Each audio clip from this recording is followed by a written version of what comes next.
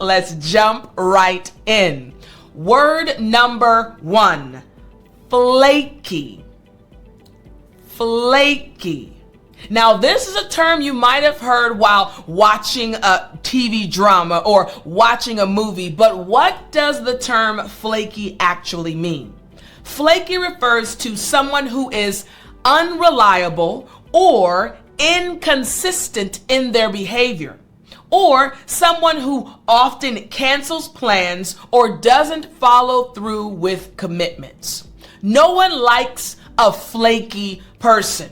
You want to be a person people can depend on, but if there is someone you know, maybe that individual, you call them and say, hey, you want to hang out tomorrow?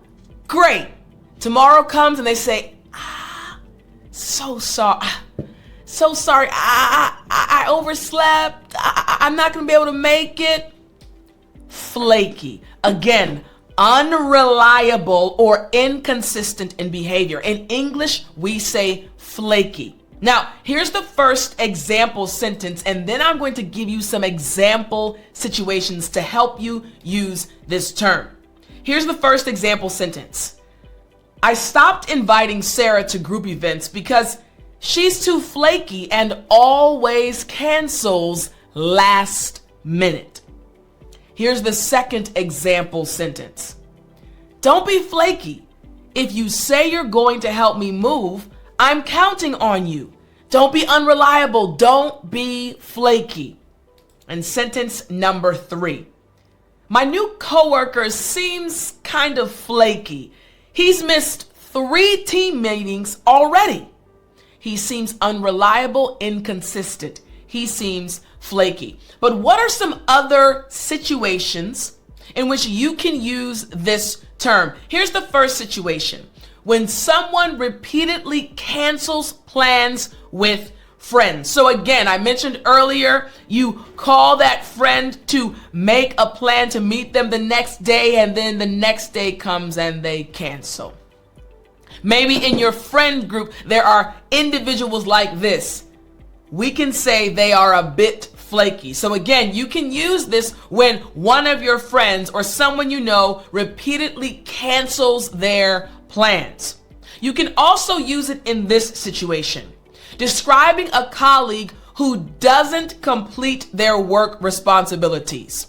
You're working on a big project, and each member of the team you're on has a specific duty, something they have to do. You have your duty, Sarah has her duty, Sam has his duty, but Brandon, each and every time you work on a team that has Brandon on it, you know that the project is not going to get done. Why? Because he doesn't complete his responsibilities. In this situation, you can say, Brandon is a bit flaky. The third situation in which you can use the term flaky is warning someone about an unreliable service provider. So flaky, for example, I have a cell phone, and let's say my cell phone provider is Verizon, right? Verizon is very popular here in America. And I want to switch my cell phone provider to, let's say, T-Mobile. T-Mobile is good, but just for an example. But my friend says, you don't want to switch to T-Mobile. I heard that their customer service reps, they're a bit flaky. They're not reliable. They're inconsistent. You'll call them, they won't respond. They might be a little bit flaky. So again, situation number 3, warning someone about an unreliable or inconsistent service provider. So number 1, again, we have flaky. All right, our second term, again, a real life vocabulary word, is hangry. Hangry. And I'm so happy to do lessons like this because you're learning terms that native English speakers use in real life. Hey, don't worry, we're going to go back to the lesson. I wanted to ask you a question though. Do you ever feel stuck when trying to speak English? You know, you learn new words, but when it's time to use them, your mind kind of goes blank. Don't worry, I've got you. You see, I have an English vocabulary bundle in which I use a 3-step strategy that will help you learn, use, and remember advanced vocabulary fast. It includes daily action plans, vocabulary sprints, and powerful retention exercises, and it will help you finally start speaking English with confidence without feeling overwhelmed. I have students around the world that love this system, and now it's your turn. Now, you can get lifetime access to the English Vocabulary Bundle today by clicking the link below this video. Click it now and start speaking English with confidence. This term hangry became popular, maybe 4 or 5 years ago, I think. Let me explain what it means. Hangry, it's a combination of hungry and angry. And it means feeling irritable or angry because of hunger. Many people say that women get more hangry than men. And I'm looking away from the camera because there is some truth to this statement. Ladies, if you are a female watching this, come on, let's be honest. When we get hungry,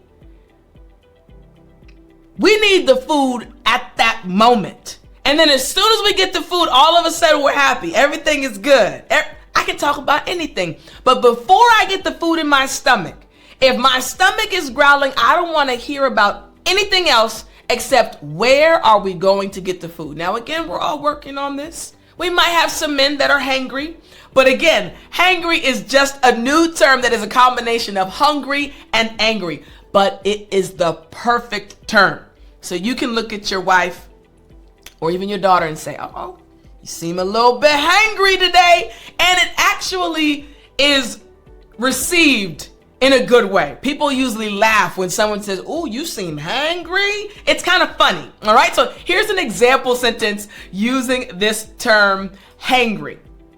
Sorry, I snapped at you earlier. I was just hangry because I skipped lunch. Boo boo. I am so sorry that I got upset with you earlier and I snapped. I was just hangry. I'm sorry. Here's the second sentence using this term. Let's grab something to eat before the meeting. I get hangry if I wait too long. So you can use this term to describe yourself. If you know that you get a little bit testy, you get a little bit angry when you haven't eaten, you can say, guys, listen, I know myself. I get a little bit hangry. So let's get the food before the meeting because I don't want to be hangry during the meeting. You got it? All right. And here's the third example sentence. The kids are getting hangry. We should stop for a snack soon. Kids can get hangry too. Think about a 2-year-old. That 2-year-old ate breakfast at 7 o'clock. It is 2 p.m. and you're on this long drive. That child has reached his limits. He's screaming his lungs out. Why? Because he's hangry. He's hungry and he's angry. You got it, didn't you? All right. Now let me give you 3 other situations in which you can use this term hangry. Here's the first situation. During a long shopping trip when you haven't eaten. I want you to think about this. Maybe you're preparing for Christmas, right? You have a long list of things to buy for your kids, right? Your kids, your spouse, your coworkers, your friends, a long list. But you know when you go shopping before or during Christmas time, the lines are crazy. People are rushing around. You wanted to get in and get out. Go in there real quick, get what you need to come out, but you can't because there are people everywhere. And you've been in the mall for 6 hours.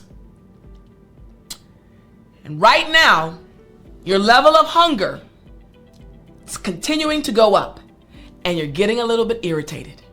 Every person that passes by you and bumps your shoulder a little bit, you give them the eye. That's called being hangry because you want some food and you're getting a little angry. Yes, you visualize that situation, right? All right, here's the second situation. While working overtime without proper meal breaks. Listen, you want to see some people get hangry? Make them work and don't feed them. Woo! Now, even men will get hangry in these situations. Lunchtime is 12 o'clock. You want me to work on this project until 2:15. And you're not going to give me a lunch break? Oh, no. Boo-boo, hangry.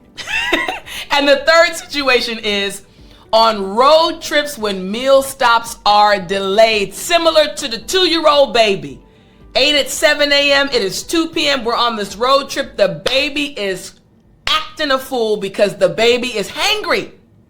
Long road trips, depending on who the driver is, sometimes those meal stops can be few and far between. People get hangry. Makes sense, right? All right. Now, our third term, again, real life vocabulary words and terms you can use.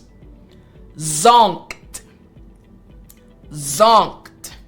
You're probably like, Tiff, what? Now, these are real life terms, right? Zonked. So, let me explain what this term zonked actually means. So, zonked just means extremely tired or exhausted, completely drained of energy. Now, you'll hear these terms when you're watching a movie or watching a drama or maybe even listening to the radio or a podcast. Zonked. I'm completely, totally tired. I worked a 14-hour day. I had to run errands. I am exhausted. Listen, I'm zonked. I'm done. If someone says they're zonked, it's not just tired, it's extremely tired. In English, we say zonked. You got it? Oh yeah, you're a smart one. I love it. Here's the first example sentence using this term zonked. After working 12 hours straight, 2 hours less than me in this example, I was completely zonked. Listen, I pushed through, I worked hard, but after 12 hours of working, I was zonked. I was done. I was exhausted. Here's sentence number 2. The kids were so zonked after the birthday party that they fell asleep in the car. They had a great time with their friends running around. I got in the car, knocked out, zonked. They were exhausted. And then the third example sentence is, I'm too zonked to cook dinner tonight. Let's order takeout. Honestly, listen, I have no more energy. I think you're tired. We're both zonked. Let's just order takeout. Make sense? Yes, you got it. All right. So here are 3 situations in which you can use this term. First, after an intense workout or physical activity. Now, this has happened to me before. I enjoy working out. So I went to the gym. I would jump rope for about 10 or 15 minutes. I'd shoot a few hoops, basketball, kind of get the heart rate up. I would run a bit. Then I'd go and do a weight workout, maybe some squats, some bench presses. And by the time I finished, I would feel utterly exhausted. I wouldn't feel like cooking. I just wanted to buy something. Again, after an intense workout or physical activity, you feel extremely exhausted. Here's the second situation. Following a long day of travel. Imagine having to travel. You have to drive to the airport, it takes an hour. Get to the airport, you have to sit in the airport for an hour to wait for your flight. You get on the flight is 7 hours long. You arrive at your destination, then you have to wait for an Uber. You are exhausted. So you are zonked after a long day of traveling. And then finally, this situation. When finishing a major project or a deadline, you've worked hard. Brandon off the team. Remember Brandon? He's a little flaky. Remember that from the first one, right? Brandon is a little flaky. We like you, Brandon, but you can't be on the team, okay? All right, so you're working on this major project and you all are working 12-hour days trying to get everything done for the project, and you finally finish. Whew! You are zonked. You're exhausted. You got it? Yes, excellent. All right, now let's move to our fourth term. The fourth term is sketchy. Sketchy. What does this mean? All right. When we say sketchy in English, sketchy refers to something that is suspicious, questionable, or potentially dangerous. In other words, not trustworthy. Hey, I don't know if we should go down that alley. It looks a bit sketchy. It might be a little dangerous. I don't think we should go down that path. It does not look safe. It looks a little suspicious. That path looks a little sketchy. You got it? Yes. All right. So here are some example sentences using this term. First, that website looks pretty sketchy. I wouldn't enter your credit card information there. This website right here does not look safe. Something's suspicious. Here's the second example sentence. The whole situation felt sketchy, so I decided to leave early. I don't know what's going on here, but something feels off. It feels sketchy. I'm gonna leave. And here's the third sentence. This neighborhood gets kind of sketchy after dark. Things can get a little questionable and potentially dangerous after dark. Sketchy. Right? All right. Now let me give you 3 situations in which you can use this term. First, when receiving suspicious emails or phone calls. Every day, I kid you not, every day I get at least 2 sketchy phone calls. From numbers I don't recognize, from people I don't know. And they'll call and I'll usually ignore the calls because it'll say spam calls, right? But then there'll be a number and I'm like, I'm not sure. This number looks a little sketchy, but I'm not sure. So I'll answer. 여보세요? I will answer in Korean just to see. If they know me, they know I speak Korean. If they don't know me, nope, thank you, bye-bye, nope, sketchy call. You got it?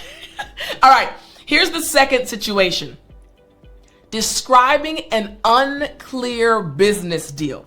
So, true story, Tiffani, me, teacher Tiffani, hey, of Speak English with Tiffani. I get emails a lot from different businesses, different companies. Some of the emails look sketchy. Like they don't even use my name. They'll say, hey, SCWT, or hey, Speak English with Tiffani. I'm like, that's not my name.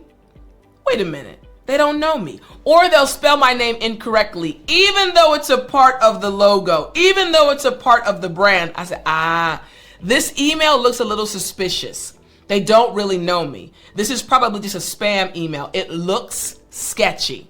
You got it right? Excellent. All right, here we go. Don't send any sketchy emails. If you have a question, hey, listen.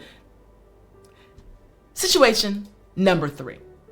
Warning someone about a potentially unsafe location. Listen, I know you want to travel with your friends. I know you want to go there, but just be aware that it can be a little bit sketchy at night. It's not the best location. You can warn someone using the term sketchy. You got it? My friend, you are smart. All right, here we go. The 5th term, bummed. Bummed. Now, what does this term bummed mean? So, bummed just refers to feeling disappointed, sad, or dejected about something. Something that has made you feel down, like, it didn't go the way you wanted. I just feel bummed. Yeah. You'll never see someone that's bummed, who's bummed look like this. Hey, I'm bummed. No. Bummed usually is associated with being disappointed or sad. Here's the first example sentence. I'm really bummed that I couldn't make it to your wedding. I really wanted to be there and I'm sad that I wasn't able to. I'm really bummed that I couldn't make it to your wedding. Next, sentence number 2. The team was bummed about losing the championship game. This actually happened a few days ago. My niece was playing in a championship basketball game. Unfortunately, they lost, and they were all bummed. You got it right? Here's the third sentence. Hey, don't be bummed. There will be other opportunities. It's totally okay. Don't be bummed. There will be other opportunities. All right, let me give you 3 example situations that you can use this term in. When plans get canceled unexpectedly. I want you to imagine you and your friends are planning this big trip. True story, my friends and I are planning a trip for my birthday, right? My friend and I have the same birthday, so every year we try to go on a trip together. And we're making plans now. We're gonna take the bus, we're gonna take the train, what are we gonna do when we get there? And it's exciting making plans, but if all of a sudden the plans get canceled, Are you happy or are you bummed? Like, I really wanted to go, but I get it. You feel bummed, all right? Here's the second situation. After receiving disappointing news, think about applying for a job. I mean, you go through the first interview, it goes well. The second interview, it went good. The third interview, and then you get the call. We're so sorry, ma'am. We're so sorry, sir. We decided to go with another candidate. Oh, okay. You are bummed, disappointed because you didn't get the job. And the final situation is this one. When missing out on an important event. Man, I wanted to go. I wanted to be with my friends, but I wasn't able to go because I was sick. I couldn't go to that important event because I forgot the date. I'm bummed. Makes sense, right? Excellent. All right. Now I want you to start using these terms. Again, real life terms to help you sound more fluent and more natural and more confident. And I'll talk to you in the next lesson. Let's jump right in. The very first word is for, you guessed it, Sunday. All right, so the word I want you to learn and understand is right here. After me, aspiration. Good job. It's a little tricky, but again, after me, aspiration. Excellent. Last time after me, aspiration. Great job. Now, this word just means a hope or ambition of achieving something. A hope or ambition, something you want to achieve. Think about it like this. I'm your English teacher, and ooh-wee, I love teaching you English. I am passionate about helping you finally achieve your English goals. And I also have ambitions related to teaching English. My biggest goal is to help and reach 1 billion English learners around the world. I have ambitions. I have hopes. I have aspirations. You got it, right? Excellent. Now let me give you some example sentences, all right? Here's the first example sentence. The student's aspiration to attend a prestigious university motivated her to work hard in school. This is ironically very true about me and about many other students. One of my aspirations was to work for NASA. That was my aspiration when I was in college, so I worked hard, I studied hard, and what happened? I worked for NASA. I was hired upon graduating. So once again, the student's aspiration to attend a prestigious university, in this situation, a university, motivated her to work hard in school. For me, my aspiration was to work for NASA. You got it? Excellent. Here's the second example sentence. The actor's aspiration to win an Academy Award drove him to take on challenging roles. He had hopes, he had ambitions, so he decided to take on more challenging roles. Again, we're talking about the word for Sunday, which is aspiration. And finally, check out this example sentence right here. Having clear aspirations can help individuals stay focused and motivated in pursuing their goals. Woo, you know this applies to you. Your goal is to speak English fluently. Your goal is to be comfortable, confident, and not nervous when you speak English. So once again for you, having a clear aspiration will help you stay motivated and focused on your goal. You got it? Excellent. So Sunday's word is aspiration. Now we're going to move on to the word for Monday, but I want to remind you, remember, every time we have a class together, after you watch my English lesson, I need you to immediately go to my app. English with Tiffani. You're going to go to the section that says Weekly English Fluency Lessons with Teacher Tiffani. Why? Because literally I have created practice lessons for you that go along with the weekly lessons. You'll be able to practice what you are learning. That's right. Today you're learning words you must know. So you'll go there and you'll see aspiration. You'll be able to practice the pronunciation, practice making sentences using the word, and so much more. So don't forget to download the app if you haven't already downloaded it, and also to start practicing what you're learning today. All right, let's keep going. Let's move on to Monday's word. Monday's word is determination. Good. Again, determination. Excellent. Last time after me. Determination.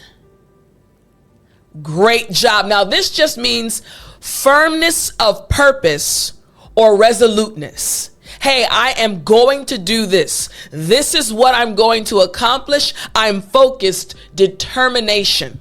For example, I am determined to help you speak English fluently. I am determined to help you achieve your English goals. I am firm when it comes to that purpose. I wake up every morning excited to help you learn how to speak English fluently.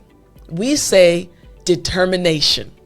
Woo, you got it. All right, check out these example sentences. First, we have the student's determination to get into medical school motivated her to study long hours and achieve high grades.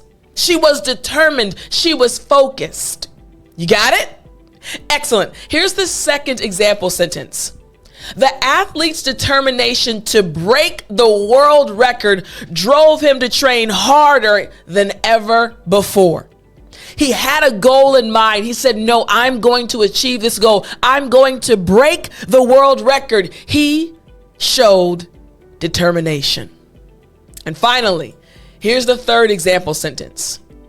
Determination is a key attribute for individuals who want to achieve their goals despite challenges and setbacks.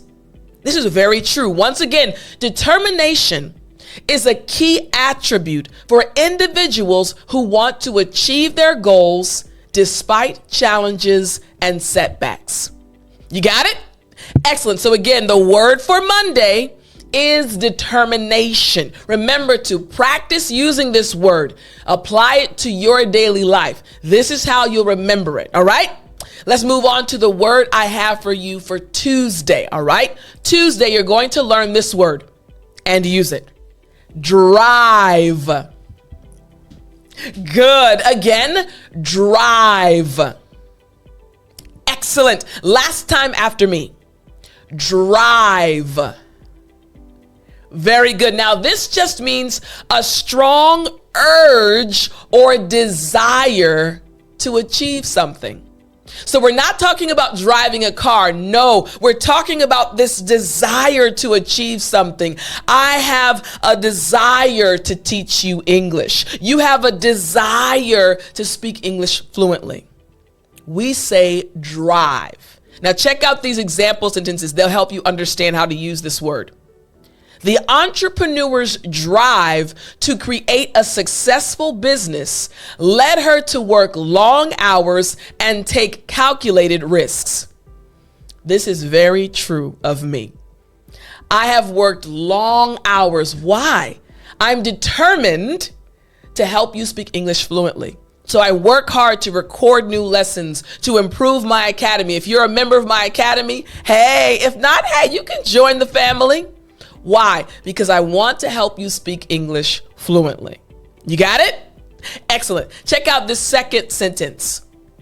The athlete's drive to win a championship motivated him to train harder than ever before. You got it? Good. And the last one is right here. Having a strong drive can help individuals stay focused and motivated in pursuing their goals. It helps you when you have a strong drive, a strong urge, a strong desire to achieve something. Oh yeah, you got it. So again, the word for Tuesday is drive. Excellent. All right, let's move on to the word for Wednesday. Again, words you must know, and don't forget to practice after you watch this lesson. Wednesday's word is initiative. Good. Again, initiative. Good. Last time after me. Initiative. Excellent. Now, this just means the power or opportunity to act or take charge before others do. I'm taking the initiative.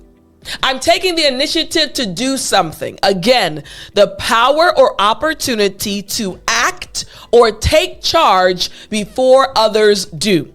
Taking the initiative. Now, when you stay till the end, you'll hear my story time about when I took the initiative when I was living in Korea. I'll tell you that story at the end. But let's check out some example sentences. Here we go. The employee's initiative in proposing a new idea for the company was praised by her manager. Hey, we love that you took the initiative and did that. We love that you took the initiative and started a new project. Again, the employee's initiative in proposing a new idea for the company was praised by her manager. You got it? Excellent. Here's the next example sentence. The athlete's initiative in developing a new training regimen helped him improve his performance. Again, taking that step. Maybe others aren't doing it, but you're taking charge and doing it first. Initiative. And finally, check out this example sentence. Taking initiative can be a key factor in achieving one's goals and advancing in one's career. Take the initiative. You can do it. Make sense? Excellent. So again, the word for Wednesday is initiative. Now, don't worry if you're watching this lesson or listening to it at a later date. It's totally okay. Just remember to learn or use these words one at a time per day, right? Applying them to your daily life. That's what's important. Now, let's move on to the word for Thursday. Thursday's word is milestone. Excellent. Again, milestone. Great job. Last time after me. Milestone. Nice. Now, this just means a significant event or stage in the progress or development of something. Milestone. For example, one milestone for my YouTube channel was when I hit 1 million subscribers. Then I hit 2 million subscribers. Thank you so much. I was so appreciative, so honored that you and many other English learners around the world decided to subscribe. That was a milestone. Again, a significant event or stage in the progress or development of something. You caught it? Excellent. Now here's the first example sentence. The company celebrated a major milestone when it reached its 10th anniversary. You got it? Good. Here's the next one. The athlete's milestone was breaking the world record in her event. She was the fastest. She broke the world record. And finally, achieving significant milestones can provide motivation and a sense of accomplishment in pursuing one's goals. One more time. Achieving significant milestones can provide motivation and a sense of accomplishment in pursuing one's goals. You got it? Excellent. So again, Thursday's word is milestone. Now, for Friday, we have a bonus expression. So on Friday, this is the expression you're going to focus on. Now you're seeing the first example. I'm going to take it away, but I will bring it back. The expression is go the extra mile. Excellent. Again, after me. Go the extra mile. Good job. Last time after me. Go the extra mile. Great job. Now, this just means to put in extra effort beyond what is expected or required in order to achieve a goal.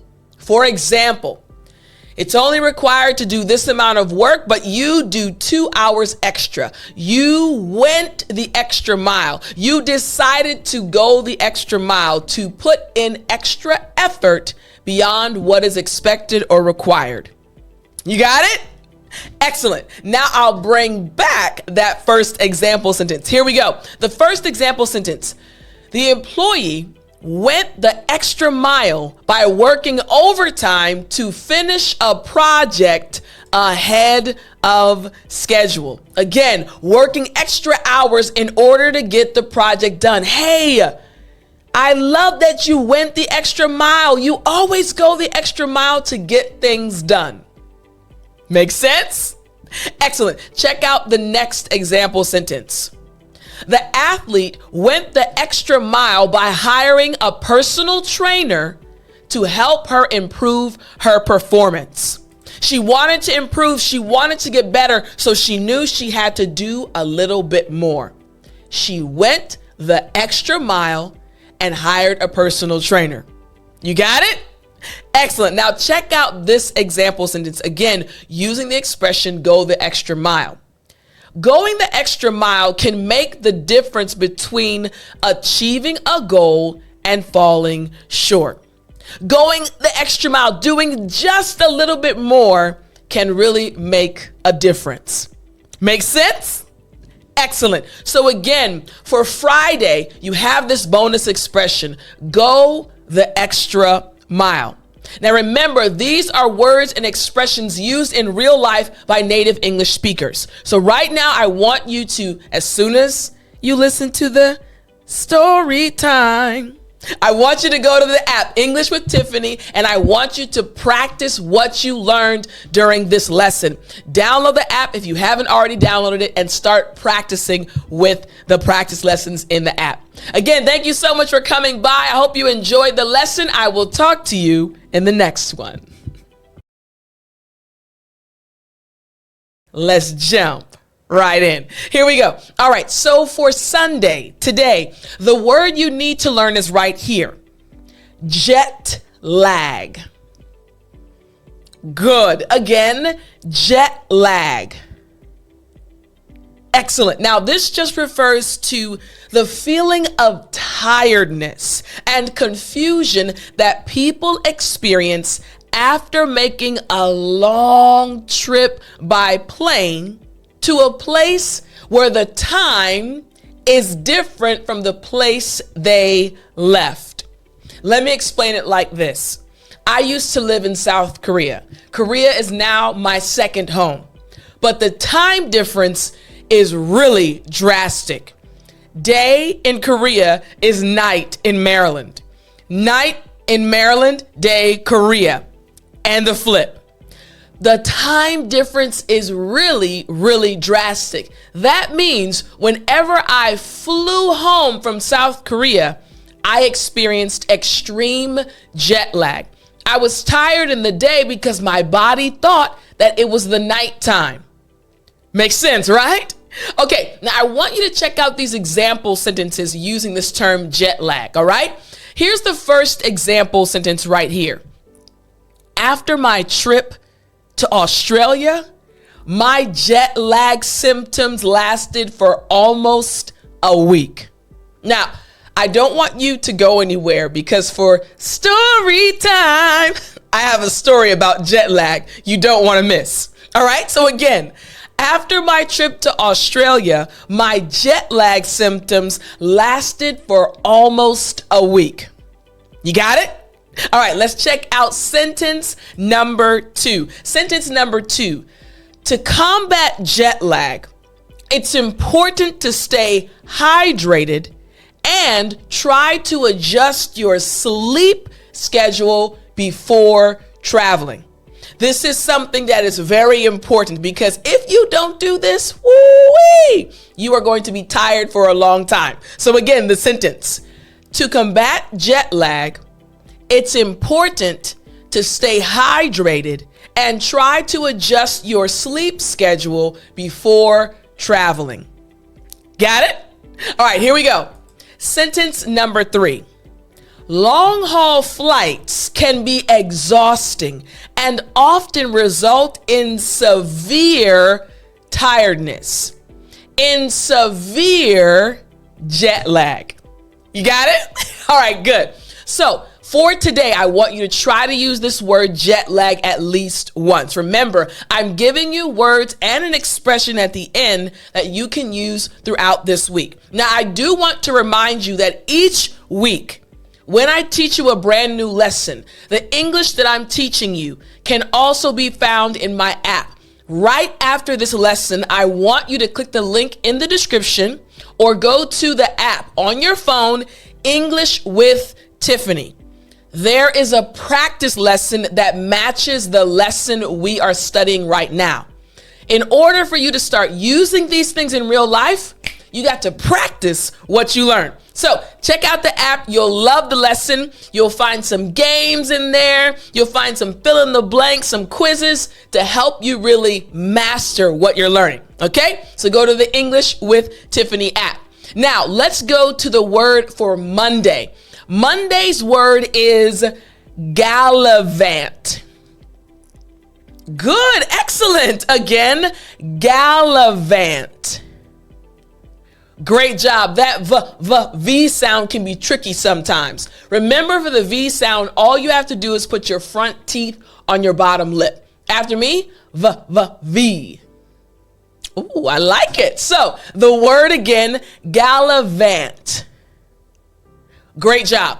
Now, what does it mean to gallivant? Gallivant just means to travel or wander aimlessly or search for pleasure and amusement.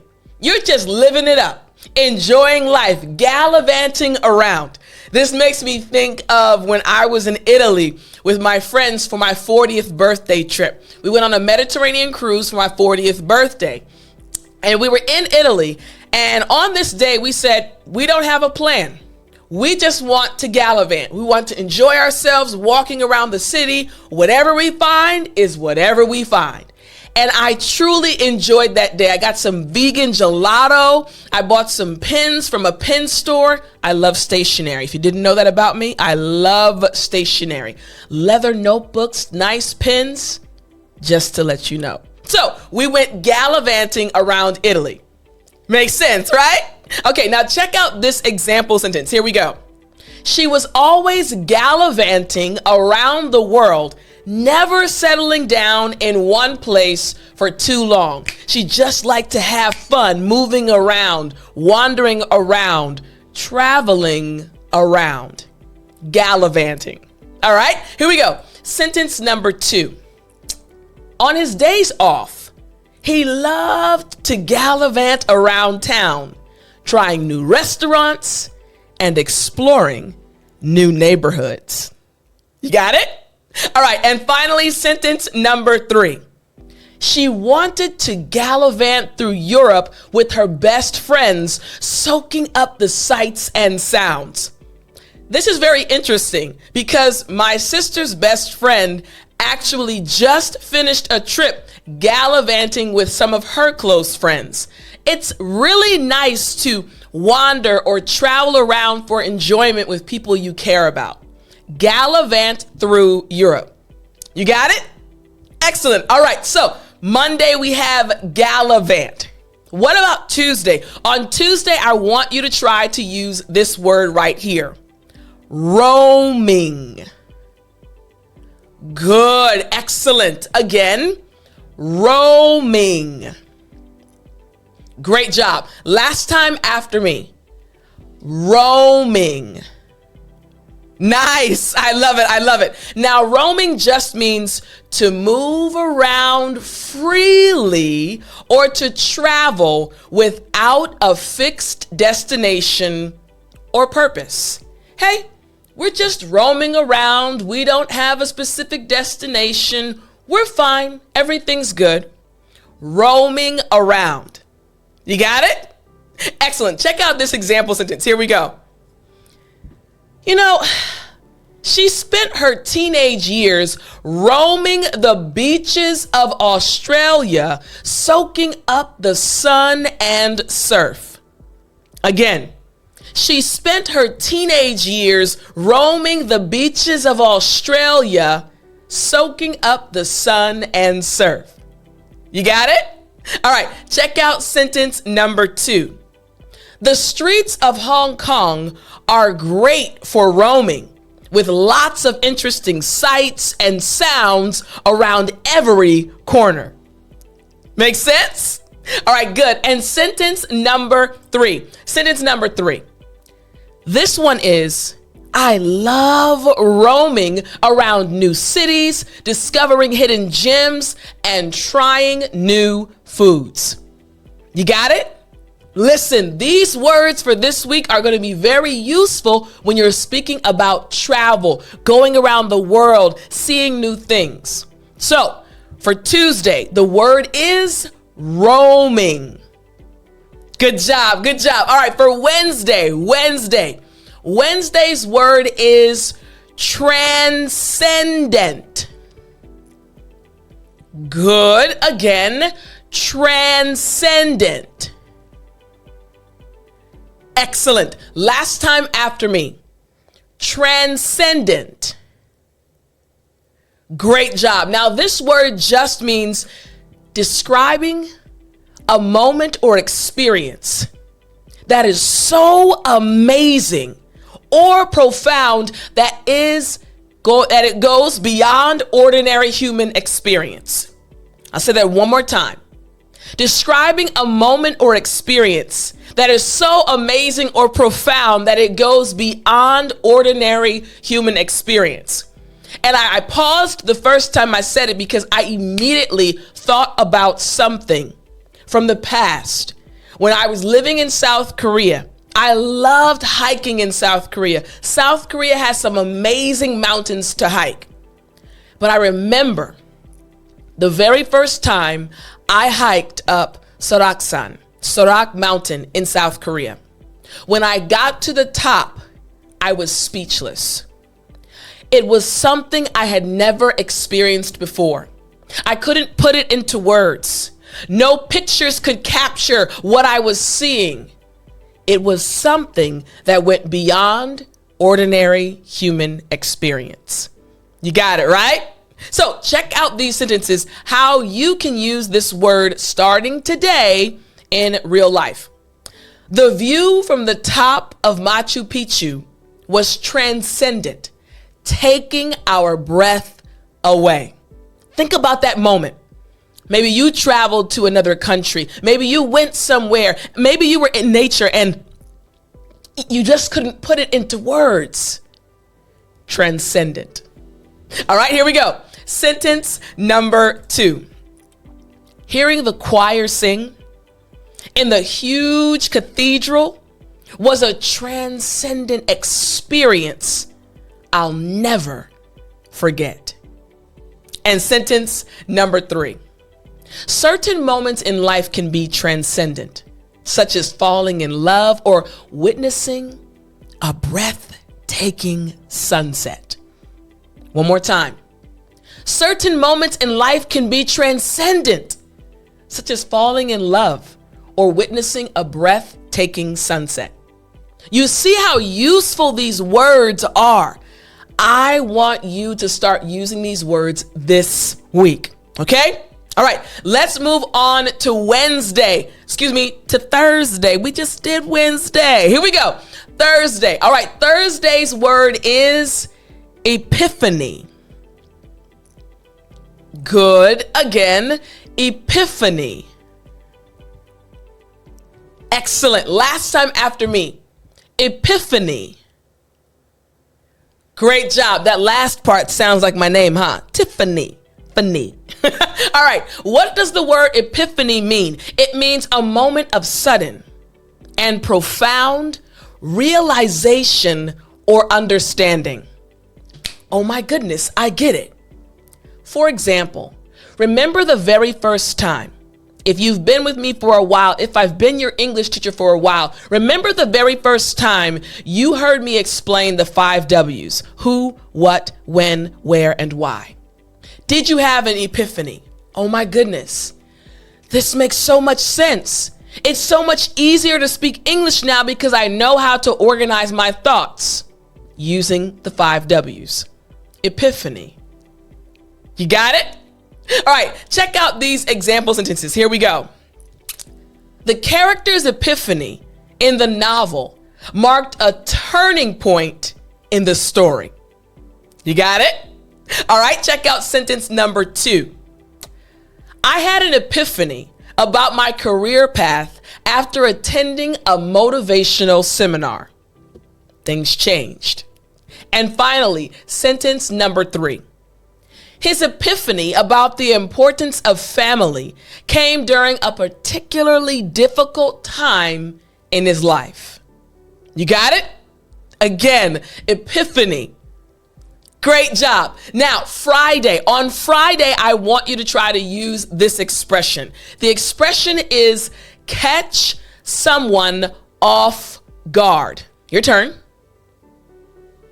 Good. Again, catch someone off guard. Great job. Last time after me. Catch someone off guard. Nice job. Now, what does this mean? It means to surprise someone by doing or saying something unexpected. So right now I am teaching this lesson. I am helping you understand these words and this expression. But if all of a sudden, oh, magnify the Lord, come on, for he is worthy to be praised. If I automatically, all of a sudden just started singing, it would catch you off guard, right? Unless you started singing with me. In English, we say catch someone off guard. When you're doing something, that they did not expect. Make sense? All right, now check out these example sentences using this expression. Sentence number 1. His question caught her off guard and she didn't know how to respond. She didn't know how to respond. Again, sentence number 1. She didn't know how to respond. What about sentence number 2? The sudden rainstorm caught him off guard and he had to seek shelter quickly. The sudden rainstorm, he wasn't ready for the rain. It caught him off guard. Once again, the sudden rainstorm caught him off guard and he had to seek shelter quickly. What about sentence number 3? The interviewer's unexpected question caught the candidate off guard during the job interview. Whoa, I wasn't expecting that question. That caught me off guard. Once again, the interviewer's unexpected question caught the candidate off guard during the job interview. Once again, catch someone off guard. Makes sense, right? Excellent. All right, now you have your words and the expression you need to know for this week. Don't forget to get the English with Tiffani app so you can now practice what you just learned. I hope you enjoyed this lesson and I can't wait to see you in the next one. Remember to speak English. Let's jump right in. Number 1. Slang starting with the letter F. The first one is flex. Good. Again after me. Flex. Nice. Last time. Flex. Excellent. Now, flex, it just means to show off or boast about one's achievements, possessions, or skills. To boast about these things. So let's say, for example, I have an iPad. Now I use this iPad for work to help me teach you English better. But I want you to imagine I got the first iPad that came out this year. Brand new iPad. Woo, looking good. And I go up to my friend. I wouldn't do this, but just as an example, and I say, you know, I got the new iPad. I mean, it's the top of the line. It's amazing. It's new. I'm flexing. You caught it, right? Again, flexing just means you're boasting about your possessions, your skills, or your achievements, making it seem like you are better than other people. You got it? Now, you know I'm not like that. But to understand the term, I had to show you a little bit. So, number one, we have flex. Now, what about the second slang term? Again, that starts with the letter F. The second one is fire. Good. Again, fire. Excellent. Now, this just means we use it when we're trying to describe something as excellent, amazing, or highly impressive. For example, true. I would like another car. My dream car right now is a Lexus IS. Sporty while at the same time being a 4-door car. The car is fire. Whenever I see it driving on the highway, I turn my head to follow it down the road. Why? Because the car is amazing. The car is impressive. The car is fire. You got it, right? Yes, this slang term is extremely useful. Again, in English, we say fire. Maybe you have a car that, in your opinion, is also fire. All right, here we go. The next one, number 3, the third slang term is fam. Yeah, you're probably guessing what it means. I hid it from you this time. Again, fam. Excellent. Last time after me, fam. Great job. So what does this mean when we say fam? It is short for the word family, but it refers to family or close friends. And it's used to refer to a group of people you are close with. For example, some of the friends I made while living in South Korea have become more like family. So I can say, hey, what's good, fam? How you doing, fam? They're not related to me by blood, but they're so close to me, I feel like they're family. I can say, what's going on, fam? How you been, fam? So if someone says, hey, fam, how are you? They feel close to you. Make sense? Excellent. All right, so the third slang term we have is fam. Now let's go to number 4. The fourth one, again, using the letter F. The fourth one is flaky. I wonder if you've heard this one. Again, flaky. Excellent. Last time after me. Flaky. Great job. Now, what does this slang term flaky actually mean? Because bread can be flaky. What does flaky mean? It means someone who is unreliable, often canceling plans or not following through on commitments. Let me describe it like this. Group of friends. You call one friend, hey, Barbara, girl, this weekend we are going to hang out. We're going to meet Saturday night at 8 p.m. Barbara, can you come? Girl, yes, I'll be there. Barbara says, yes, I will be there. Saturday rolls around. 7:30 p.m., everyone's leaving their homes to head out to meet at the restaurant. Everyone's like, hey, y'all, we'll be there. See you soon. Barbara, oh, guys, I'm so sorry. I don't think I'll be able to make it. Everyone in the group, okay, Barbara. Why? They're not surprised. Barbara is very flaky. She'll say that she'll do something. She'll say that she'll be somewhere, and then she won't come. Barbara is very flaky, unreliable. You caught it? Excellent. All right. So flaky. Don't be flaky. Flaky is not a good thing to be. All right. Here we go. Let's move on to number 5. What is number 5? Again, using the letter F, we have this slang term. Faded. Good. Again, after me. Faded. Excellent. Last time after me. Faded. Great job. Now, you might have heard this term used in a movie or a television program. Why? Because it literally means to be intoxicated, drunk, or under the influence of drugs or alcohol. I want you to think about a television program you've seen, or maybe a movie you've seen where the character or characters were drinking a lot of alcohol or doing drugs. And after they did the drugs or drank the alcohol, suddenly, their eyes kind of glazed over. They kind of were sitting back in their seats, or they just weren't all there. They weren't able to speak coherently. They weren't able to understand what was happening. In those situations, you can say, they're faded, intoxicated, or under the influence. Makes sense, right?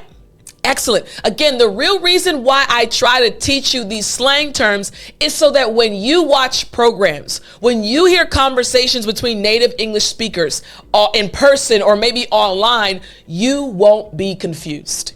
I got you. I care about you. All right. So we're going to move on to number 6. But before we go to number 6, I want to remind you, remember, I have an app, and this app, I want to put it on the screen for you. English with Tiffani. After each lesson, you can practice what you are learning.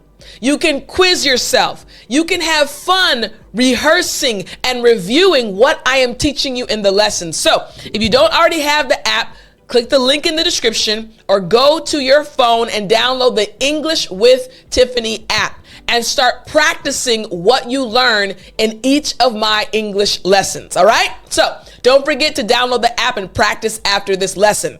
Let's move on to number 6. Number 6, starting with the letter F again, we have face plant. Good. Again, after me, face plant. Excellent. Last time after me, face plant. Great job. So what does this mean? Face plant. Here's the definition of face plant. To fall forward and land face first on the ground. Face plant. Let's say you go somewhere with your friends and you're all running, right? You're running together and you trip. Oh no, bow. Sorry if that was loud for you, but you hit your face. Uh-oh, face planted. That is a slang term. It means face plant. You literally hit the ground and your face hit the ground as well.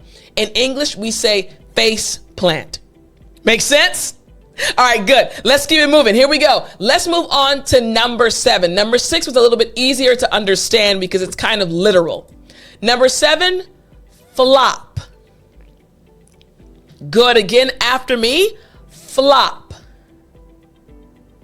Excellent. Last time after me, flop. Great job. Now, this just means when you're describing something that is a complete failure or disappointment, you use the term flop. We tried to start a business. We put so much money into the business. We bought a building. We hired people, but it failed. It completely flopped. Again, failure or disappointment. I flopped. I thought I was going to do well, but I failed. It was a complete flop. Make sense? Again, you're going to hear these terms when you're looking at videos on Instagram or TikTok or watching a video on Netflix or YouTube or even a movie on regular TV. Now you'll know what these terms actually mean. Let's go on to number 8. Number 8, again, starting with the letter F, what does this slang term mean? After me, fierce. Good. I guarantee you'll hear this on social media. Again, after me, fierce. Excellent. Last time after me, fierce. Great job. Now, this literally is used to describe someone or something as bold, intense, or powerful. For example, many people say Beyonce is fierce, bold, powerful, intense. Someone that demands or commands respect. They walk into a room, wow, wow. Or someone walks into a room. Normally we say fierce when we're speaking about a female, about a woman, right? Walks into the room, great outfit, hair done, makeup looking good. Okay, girl, you are fierce, intense, powerful. You got it? All right, excellent. Okay, let's move on to number 9. Again, slang terms starting with the letter F. We have flexing. Good, good. You got it right. Again, flexing. Excellent.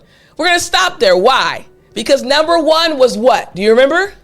Flex. Flexing and flex, same meaning. But I wanted to make sure you understood someone might use it in this way. Okay, you trying to flex on me. That's number 1. Or number 2, I see you flexing. I see you flexing. You see, same meaning, but different form of the word. So again, similar to flex, but often used to describe someone who is showing off or pretending to be something they're not. Oh, you flexing. That's not your car. For example, pull up in a Lamborghini. Yeah, you guys like my car? Yeah. You flexing. That's not your car. You're trying to act like it is, but it's not. You caught it? Excellent. So again, we say flexing. Stop flexing. All right. And number 10, the 10th slang term using the letter F. Frontin. Yes. Do not say frontin. We don't say frontin. Remember, this is slang. After me, frontin. Good. Last time after me. Frontin. Excellent. Now, this just means similar to pretending or acting. It's used to describe someone who is putting up a false front or trying to deceive others. Again, going back to the other example I used, someone driving a Lamborghini. Now they're driving a Jaguar. They're acting like they own the Jaguar when actually it belongs to their friend. It's not theirs. They pull up. Y'all like my new car? No. Stop fronting. That's not yours. Stop acting like it's yours. Stop fronting. You caught it? Excellent. All right. Now, these slang terms, again, they will help you understand TV, social media, and so many other things. And you also can use them too. Not in a professional setting, but with your friends. I hope you enjoyed this lesson. I hope you start using these terms. And don't forget, I will see you in the next lesson. Let's jump right in. Let's get started with the very first word. So for Sunday, the very first word after me is procrastination. Ooh, excellent. Again, procrastination. Very good. Now, this word procrastination, it literally just means the act of delaying or postponing tasks. There's something you have to do, something that needs to be done, but instead of doing it, I'll do it later. I'll push it off. You are procrastinating. So, procrastination. Now, this year, I don't want you to procrastinate. I need you to take your English to the next level. So, let's check out some example sentences using this word. Sentence number 1. John struggled with procrastination and often left his work until the last minute. You got it? Excellent. Sentence number 2. Don't let procrastination get in the way of your success. I'm going to say this one more time. My friend, the individual watching this lesson or listening to this lesson, don't let procrastination get in the way of your success. You can achieve your English goals. And sentence number 3. Procrastination can lead to unnecessary stress and missed deadlines. You got it? Excellent. All right, so again, for today, if you're watching it on a Sunday, the word you need to master is procrastination. Good job. Let's move on to the next word for Monday. All right, Monday's word is prioritize. Excellent. Again, after me. Prioritize. Woo, great job. Now, this word prioritize, it just means to determine the order of importance of tasks or activities. Once again, to determine the order of importance of tasks or activities. So once again, imagine you have a list of things that you need to do today. Maybe you need to call your family members. Maybe you have a project that needs to be completed for work. And maybe you need to cook something for your family members. There are many different tasks that you have to complete by the end of the day. But you don't want to start with the unimportant task. Instead, you want to start with the most important task. You want to, you got it, prioritize. You got it? Excellent. All right, here we go. The very first example sentence using this word. To meet the deadline, it is necessary to prioritize the most critical tasks. You got it. Excellent. Sentence number 2. She always prioritizes her health and well-being above other commitments. Make sense? Excellent. All right, and sentence number 3. It would help if you prioritized your goals based on their long-term impact. You got it? Excellent. So again, our word is prioritize. Great job. All right, let's move on to Tuesday. Again, this is if you're learning a word each day. Remember, in 2024, you are going to achieve your English goals. Here we go. Tuesday's word. I want you to repeat it after me. Delegate. Excellent. Again, after me. Delegate. Great job. Now, this just means to give control, responsibility, authority to someone, or to trust someone with a job or a duty. Once again, to delegate, it just means to give control, responsibility, authority to someone, or to trust someone with a job or a duty, right? For example, I'm your English teacher. I love teaching you English. But I'm also building a business so that I can help even more English learners. Well, in order to build a strong business that helps tons of people around the world, it is important to have a team. And I have an amazing team. And so at certain times, I have to delegate different tasks to my team members, right? Hey, can you please upload this video? Or hey, can you please research this information? I'm delegating, asking them to take over something. Make sense? Excellent. And again, my team members, you all know I love you, including the student leaders. All right, here we go. Here's the first example sentence. To save time, he delegated some of his work to his colleagues. Next. Sentence number 2. Successful leaders know how to delegate tasks efficiently and utilize their team's strengths. And finally, sentence number 3. One of the key skills of a successful leader is knowing how to delegate tasks effectively.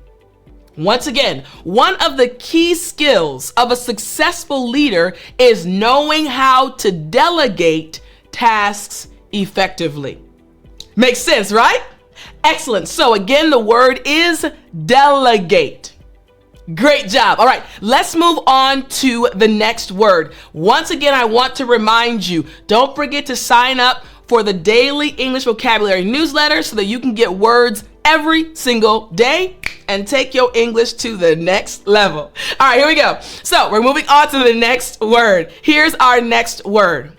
Our next word is multitask. Excellent. Good. Once again, multitask. Great job. Now, what does this word multitask mean? It just means the ability to perform multiple tasks simultaneously. Once again, the ability to perform multiple tasks simultaneously. I'll give you a perfect example. Right now, I am teaching you an English lesson. But you'll notice if you're watching, I'm also looking to my left, your right quite often. Why? Because I'm putting things on the screen, the words, the definitions, the sentences. I'm clicking the button. I'm also making sure you see certain things and you hear certain things as I'm teaching you. I am right now, in this moment, multitasking. You got it? Excellent. All right, here we go. Sentence number 1. While multitasking may seem efficient, studies show that it often leads to decreased productivity. Uh-oh, I just told you I'm multitasking. Don't worry, in this situation, it actually is working well because I'm doing different tasks for the same purpose, for one main purpose. All right, here we go. Sentence number 2. I find it challenging to focus on one task when I'm constantly multitasking. Make sense? And next, sentence number 3. Prioritizing tasks and avoiding multitasking can improve time management skills. You got it?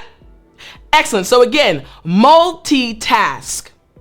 Great job. All right, our next word, our 5th vocabulary word, I want you to repeat after me. Efficiency. Oh, good job. Again after me. Efficiency. Great job. Now, what does this word efficiency actually mean? It means the ability to accomplish tasks with minimum wasted time or effort. You're getting the job done quickly and effectively. You are being efficient. Make sense? All right, check out these example sentences. Here we go. Sentence number 1. The key to time management is finding ways to increase efficiency and complete tasks faster. You got it? Good, here we go. Sentence number 2. He developed a system that allowed him to work with efficiency and effectiveness. And now sentence number 3. One way to improve productivity is by optimizing efficiency. Make sense? Excellent. So again, our 5th vocabulary word is efficiency. Great job. Now I have a surprise for you. I have a little bonus expression just for you. I told you that I was going to give you 5 vocabulary words to start your year off right. But now I want to give you one expression, one important expression that will also help you. And right before I give you that expression, I also need to remind you, every lesson, including the lessons moving forward, after you study these lessons, you can also find practice lessons in the English with Tiffani app. That's right, download the app for free. But I want you to practice what you're learning this year. I want you to take your English to the next level. So you can download the app English with Tiffani for free and start practicing what you are learning. All right, so here we go. The final one, the final bonus expression. The bonus expression is deep work. Again, deep work. This is an expression that native English speakers know and use. And my goal is to help you start sounding like a native English speaker. In order to do that, you have to use the words and expressions that native English speakers actually use. So, deep work. Good job. Last time, after me. Deep work. Great job. Now, what does this mean? It means focused and uninterrupted work on a cognitively demanding task. In other words, a task that requires a lot of deep thought. It requires you to think critically. It requires you to really focus. We say deep work when you take time to work on that task without being interrupted. Hey, my door is closed, my phone is off, everything else is off. I am focused on getting this task completed. We call this deep work. Make sense? Excellent. All right, let's check out the first example sentence. Here we go. He reserved blocks of time for deep work to tackle complex projects without distractions. Makes sense, right? He wanted to make sure he completed the tasks, the projects, without being interrupted. So again, he reserved blocks of time for deep work to tackle complex projects without distractions. You got it? Excellent. All right, here we go. Sentence number 2. Deep work requires concentration and minimizing interruptions to maximize productivity. Again, when you are actually doing this deep work, you need to make sure nothing else can bother you, nothing else can interrupt you. Why? Deep work requires concentration and minimizing interruptions to maximize productivity. Now, sentence number 3. She found that deep work sessions in the morning were the most productive for her. For this individual, she found that she was able to focus more, have less interruptions in the morning. So, she found that deep work sessions in the morning were the most productive for her. Makes sense, right? Excellent. All right, so again, we had deep work. Now, I hope you enjoyed this lesson. Remember, this year, my friend, this year you are going to take your English to the next level. I want you to be with me every day, so don't forget to go to www.dailyenglishvocabulary.com and start getting the free email newsletter on a daily basis from Sunday to Friday to help you improve your English vocabulary. I hope you enjoyed the lesson. I can't wait to talk to you next time. Until then, remember to speak English.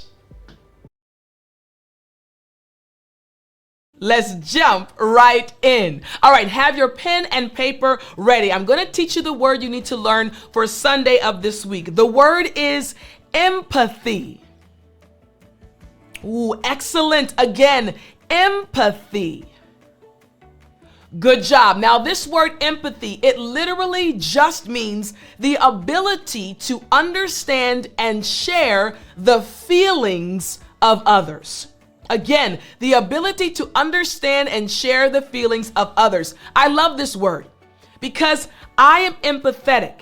I experience empathy when I think about what you go through as an English learner. Remember, I speak Korean, and I remember how challenging it was for me as an adult to learn Korean. It's not easy, so I can understand how you feel.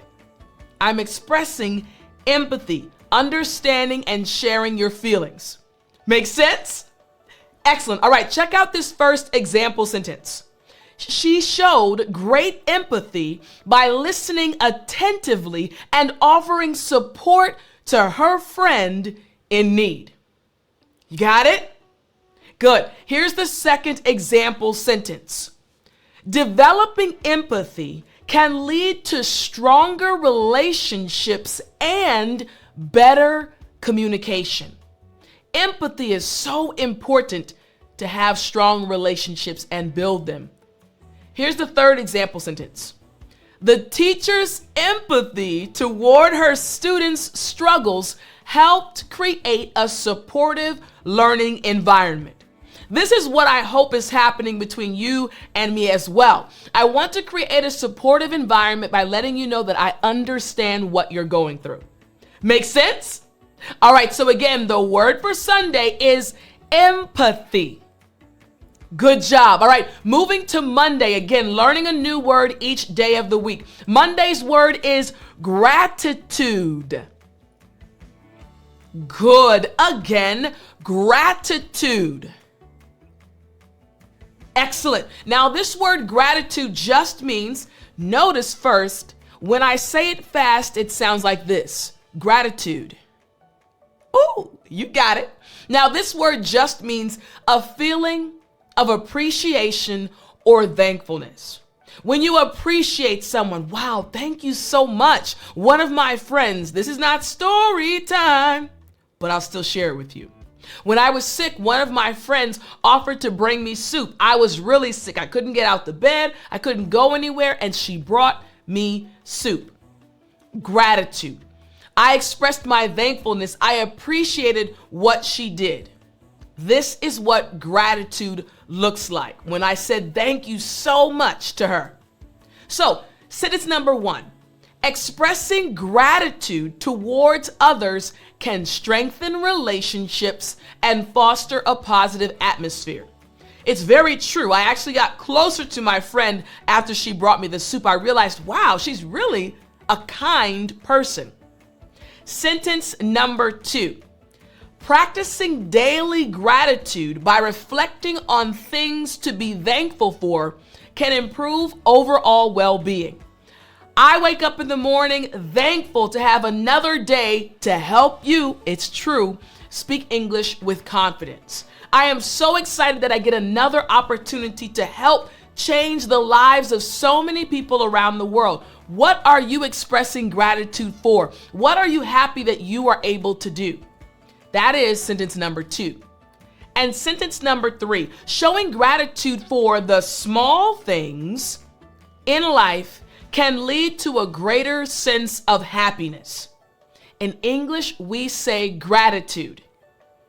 Good job. That's Monday's word. Now let's look at Tuesday's word. Tuesday's word after me, integrity. Good job again, integrity. Excellent. Now, this word just refers to the quality of being honest and having strong moral principles. Live a life full of integrity, doing the right things for the right reasons. In English, we say integrity. Good job. I have something on my lip. Got it. It was an eyelash. So once again, the quality of being honest and having strong moral principles. Here's sentence number 1.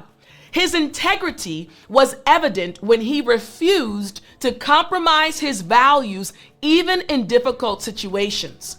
He would not compromise his values. He wouldn't back down. He held up his standards. His integrity was evident. And sentence number 2. A person with integrity is trusted and respected by others. Sentence number 3. The company's commitment to integrity is reflected in its ethical business practices. You got it? Excellent. So again, Tuesday's word is integrity. What about Wednesday? Again, you're learning a brand new word for each day of this upcoming week. After me, compassion. Good. Again, compassion. Excellent. This word compassion just refers to a deep sympathy and concern for the suffering or misfortune of others. You care about their well-being. You want to help them. For example, I remember prior to going to Korea, I developed this strong sense of compassion for homeless people. I wanted to help them. I wanted to give back. So even when I was in Korea, I actually set up a program where once a month, the foreign missionaries would come together and hand out food. I was showing compassion for the homeless because I really understood how challenging their situations were. Compassion. Here's sentence number 1. The nurse's compassion and care provided comfort to the patients. sentence number 2. Showing compassion towards others can make a positive impact on their lives. And sentence number 3. The organization's mission is to promote compassion and support vulnerable communities. Make sense? Excellent. So again, for Wednesday, the word is compassion. Good job. All right, the next word for Thursday, empower. Ooh, good. Again, empower. Excellent. I love this word. Here's the meaning of this word. The process of giving someone the power or the authority to do something. You're giving someone the power. For example, one thing I love to do as an English teacher is to empower you. I believe in you. I believe that you can achieve each and every one of your English goals. And I love empowering you. That's the main reason why I create these English lessons each week. Because I want to empower you and reveal that, hey, if you follow these simple strategies, these simple methods, you will, I promise, be able to speak English fluently and with confidence. I want to empower you. Make sense? Excellent. All right, check out this example sentence. The organization aims to empower women to take control of their lives. Next, sentence number 2. The coach's lecture on leadership empowered the team. And finally, sentence number 3. The CEO empowers her employees to make important decisions. You got it? Excellent. So once again, the word is empower. Good job. Now we have a bonus expression, an expression that we as native English speakers use on a regular basis. The expression is keep your chin up. That's right, your chin up. Again, keep your chin up. Excellent. I'm going to describe this situation that happened several months back. There was a basketball game being played by some college students, and one player missed a layup. He didn't do well on a play, and he was feeling dejected. He was feeling down, and his head started going down. And his teammate suddenly ran up behind him, put his hand on his chin, and lifted his chin up. Why? To remind him, hey, keep your chin up. Stay encouraged. Don't feel down. And that's exactly what this expression actually means. To stay positive and hopeful in a difficult situation. This is true for you as an English learner. Keep your chin up. So let's check out some example sentences. Here we go. Sentence number 1. I know things are tough right now, but keep your chin up. Think about it.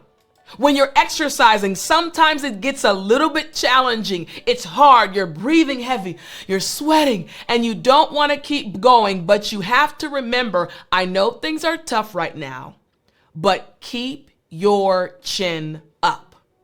What about this example sentence right here? Losing the game was disappointing, but we need to keep our chins up and keep practicing. Hey, I know it's hard. I know that we lost the last game, but we have to keep our chins up. We have to stay hopeful and continue practicing. Again, keep your chin up. And what about this third example sentence? She faced many challenges, but she always kept her chin up and never gave up. Despite the circumstances, despite the challenges, she never gave up. No. She faced many challenges, but she always kept her chin up and never gave up. So again, keep your chin up. Excellent. I love it. All right. So you've learned quite a few words today. And I want to remind you, if you want to keep getting words from me on a daily basis from Sunday to Friday, totally for free, don't forget to sign up for my free, absolutely free daily English vocabulary newsletter. Go to www.dailyenglishvocabulary.com and you'll have me in your inbox every day. I'll talk to you next time.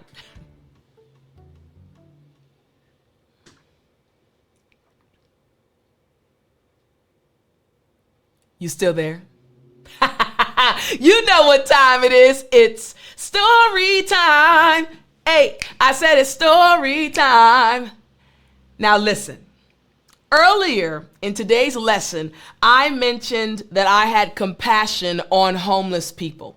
And I mentioned that when I was in Korea, I started this program where once a month, the missionary teachers and I would go and hand out food.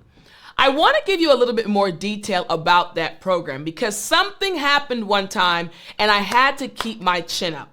So each month we would collect money. We'd all donate money and we'd use that money to purchase the food that we take out to the homeless people. Remember I said we were missionaries though. We didn't have a lot of money, right? So we would all kind of put money together, but we needed a certain amount to take to actually the restaurant to purchase the food. We didn't want to take 10 meals out there and then you get 50 homeless people and you didn't have enough. So we needed around $500 to $700 each month in order to get the right amount of plates of food. So this month we only had $300 collected and we were planning on going out that Sunday. So it was around Monday of the week right before we were going out the following Sunday to feed the homeless. We needed $200 more to get the minimum amount of meals. So I was stressed, I was a little discouraged, and I was praying hard. I was like, Lord, where are we going to get this $200? We really want to feed the homeless, but I can't pressure the missionaries because we're all struggling. We don't have the money.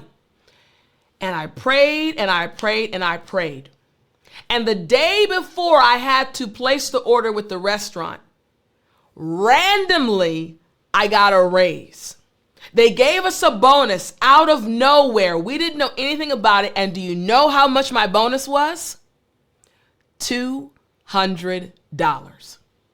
In that moment, I remember literally sitting at my desk in Korea, turning on my computer and seeing the message that the $200 bonus had been given to us. In that moment, I remembered, you have to keep your chin up in challenging situations because they will work out. God had answered my prayers. I just needed to keep my chin up. And I got that $200 immediately, took it out of my bank account to use to purchase the meals for the homeless people. And we all were able to go out and feed the homeless. And we had a wonderful time literally having conversations with them. We didn't just drop off the food and leave. We spoke with the homeless people. And it was a great experience. So remember, no matter what your situation is, keep your chin up. I believe in you.